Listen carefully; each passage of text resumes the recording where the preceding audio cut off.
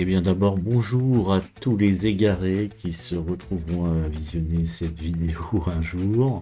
Ce n'est pas forcément le genre de vidéo qui va attirer du monde et c'est pour ça que je la fais. Je vais entreprendre la construction d'une réplique de l'ordinateur Apple I. Pour la petite histoire, cet ordinateur a donc été conçu par Steve Wozniak, que vous voyez donc à gauche sur la photographie, vendu notamment par le team Wozniak, Steve Jobs, chacun étant les deux faces d'une même pièce qui a constitué l'entreprise Apple. Parmi les ressources disponibles, on peut citer le forum Apple Writer, qui est un forum qui n'est pas forcément très fréquenté, mais qui contient beaucoup d'informations de qualité, où il y a de nombreux posts très intéressants. D'ailleurs, j'en profite pour remercier un des nombreux intervenants qui s'appelle Uncle Bernie, qui m'a vendu le kit et qui est une mine d'or en termes de fourniture d'informations pertinentes sur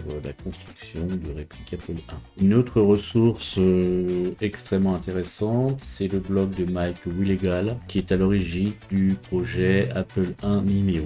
En français, vous pourrez trouver Apple the First blogspot.com, qui est un blog aussi sur la création d'une réplique. Ça a été certainement plus sportif pour l'auteur qui a recablé de zéro en wrapping clone de l'Apple I. Toujours en français, vous avez le blog Road Trip in Silicon Valley, et notamment consacré à la réplique d'un Apple I, mais il n'y a pas que ça. Vous avez des informations aussi très détaillées sur le processus de construction. Donc pour ma part, l'aventure a débuté par un achat d'impulsion sur eBay. J'avais eu pour à l'époque environ 25 € la carte que vous voyez ici. Avec les frais de port, ça m'a coûté une quarantaine d'euros, le vendeur se trouvant en Allemagne.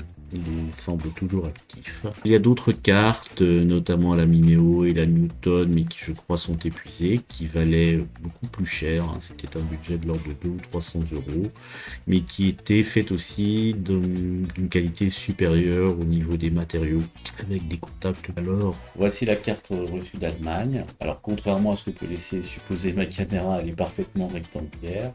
Elle mesure environ 40 cm sur 23 et est sérigraphiée un peu à la manière d'un tableur, puisque nous avons les rangées de composants identifiés par des lettres, ainsi que des colonnes de composants identifiées par des numéros. Le nom des composants est parfaitement écrit en dessous de leur dessin, donc le repérage va être assez facile. Alors, message à mon moi du futur, il faudra faire attention à bien mettre les composants avec l'encoche vers le bas, ce qui est un peu l'inverse de l'habitude, car sur les datasheets qui sont représentés avec l'encoche vers le haut. Peut aussi compliquer le repérage des broches pour un éventuel dépannage. Ça n'est pas la faute de cette copie de carte, c'est l'original créé par Steve Wozniak qui est comme ça. Voici le kit reçu donc le Bernie. Il contient tous les composants nécessaires pour assembler la réplique, avec en bonus le PCB de la carte d'interface cassette. Les composants ont été testés sur ses propres machines, et ce sont pour les puces des composants vintage, dont les dates codes sont compris dans les années 70 et 80. Donc le Bernie a eu la gentillesse d'étiqueter ses composants en fonction de leur rangée d'implantation. Par exemple, ici nous avons les composants de la rangée A avec le processeur, et au dos de la mousse antistatique, il y a les RAM à implanter sur cette même rangée. De même, nous avons ici les composants de la rangée B, avec notamment la broche spéciale pour connecter le clavier DataNekic. Et au dos, nous avons donc la suite des RAM nécessaires. Les composants supérieurs serviront à générer l'affichage. Les rangées A et B contiennent la partie purement ordinateur, et les rangées C et D comportent la partie terminale. Ce que Wozniak a fait, c'est qu'il a assemblé sur la même carte mère ce qui autrefois aurait été un ordinateur central et un terminal séparé. Dans la boîte en plastique, en supplément, nous avons un jeu de prompts de diagnostic qui ont été fournis par Uncle Bernie, qui permettent de remplacer les prompts originels avec le système de Wozniak pour le dépannage et la maintenance. Donc là, nous avons les trois condensateurs Sprague. Ils sont assez impressionnants en termes de taille. Alors je tiens encore à remercier Oncle Bernie car il me les a offerts en bonus. En effet, j'ai acheté un des derniers kits mis en vente sur eBay et les enchères sont montées un peu plus haut que ce que cela aurait dû. Donc pour compenser, il m'a généreusement offert en cadeau ces 3 condensateurs. Donc encore une fois, merci Oncle Bernie. Alors ici nous avons le refroidisseur en métal qui sera associé au régulateur 5 volts fourni dans le kit. Bon, il doit pas mal chauffer vu la taille imposante du refroidisseur. Ce connecteur d'extension permettra d'installer une interface cassette. Donc voici le PCB et les composants. Donc ici voici les puces et à côté voici les résistances, les diodes ainsi que des connecteurs, des jacks 3,5 pour relier un magnétophone. Dans les petits sachets plastiques, nous avons de nombreux condensateurs supplémentaires, des condensateurs axiaux, des condensateurs céramiques, des condensateurs servant pour les modes de fiabilité, donc à savoir le découplage des puces. Nous avons aussi de nombreuses résistances au carbone, ainsi que le quartz, des diodes, et bien évidemment les connecteurs, dont le connecteur d'alimentation. Steve Wozniak avait utilisé beaucoup de composants qui étaient en fin de vie déjà en 1976 afin de réduire les coûts. Le seul composant qui était vraiment du dernier cri, c'était le processeur 6502 qui venait de sortir et qui coûtait une somme modique, 25$, comparé à ses concurrents dont le moins cher était aux alentours de 350$. Le processeur fourni dans le kit est un 6502B qui date de la 51e semaine de 1980. Son collègue, sans qui rien ne serait possible, le 6520, lui date de la 47e semaine de 1982. De gauche à droite, nous avons une triple porte Nord 74-27 qui date de la 27e semaine de 1973. Ici au centre, nous avons un multiplexeur 74-157N qui date de la 21e semaine de 1986. À côté, nous avons un composant assez rare, un Cinetix 2519B qui a un registre à décalage qui date de la 27e semaine de 1976.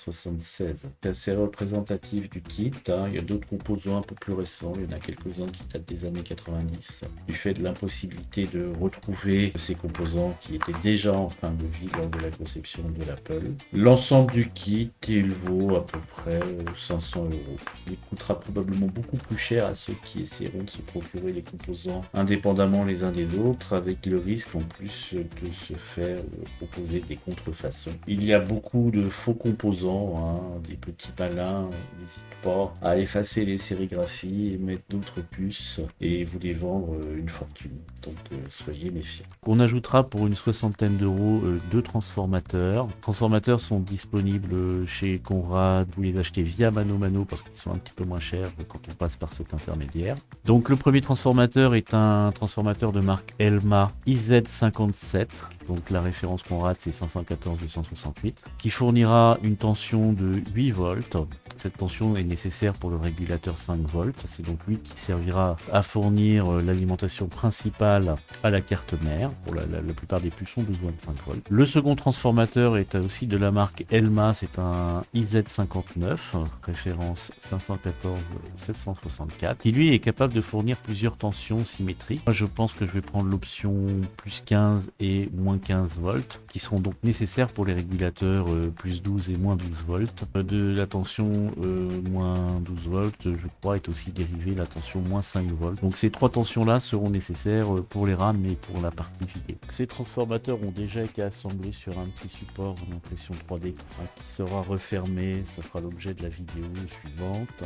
Je créerai un petit bloc d'alimentation pour éviter les accidents. Bien évidemment, à terme, ils seront inclus dans un boîtier en bois qui servira de réceptacle à la carte mère et au clavier. J'ai fait une commande complémentaire d'une 60aine d'euros chez Gotronic, notamment l'ensemble des supports pour les puces de la carte mère. J'ai pris des supports Tulip parce que les supports d'origine sont quand même d'assez mauvaise qualité. Les supports Tulip sont plus modernes mais beaucoup plus efficaces au niveau contact et devraient faciliter les éventuels dépannages. J'ai également pris 2 blocs IEC, donc un bloc mat normal incorporant un fusible et un bouton marche-arrêt avec voyant pour relier le cordon secteur. Pour le futur boîtier en bois, j'ai prévu aussi une sortie avec une prise femelle pour pouvoir repiquer le cordon du moniteur sur le 240 volts. Et en complément, quelques cosses et un peu de gaine thermorétractable pour pouvoir faire des liaisons en toute sécurité avec les transformateurs.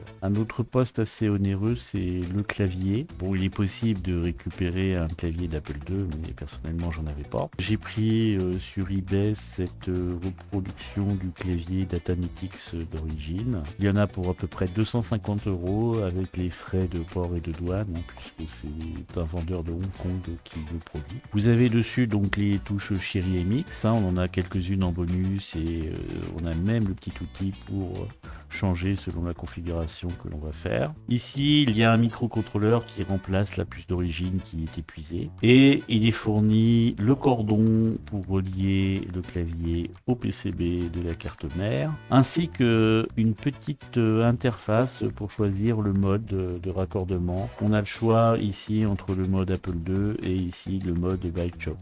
Donc c'est des configurations de touches un petit peu différentes. Moi j'ai choisi le mode Bike Shop. D'où la présence du reset. Que voilà, un poste assez onéreux, 250 € pour un clavier qui en plus n'a pas de pavé numérique, puisque ça n'existait pas à cette époque.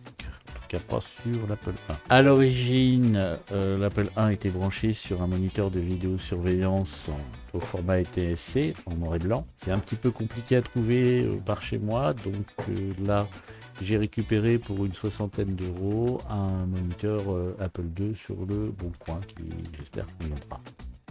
Eh bien, ce sera tout pour cet épisode. Dans le prochain, nous verrons la fabrication du boîtier d'alimentation.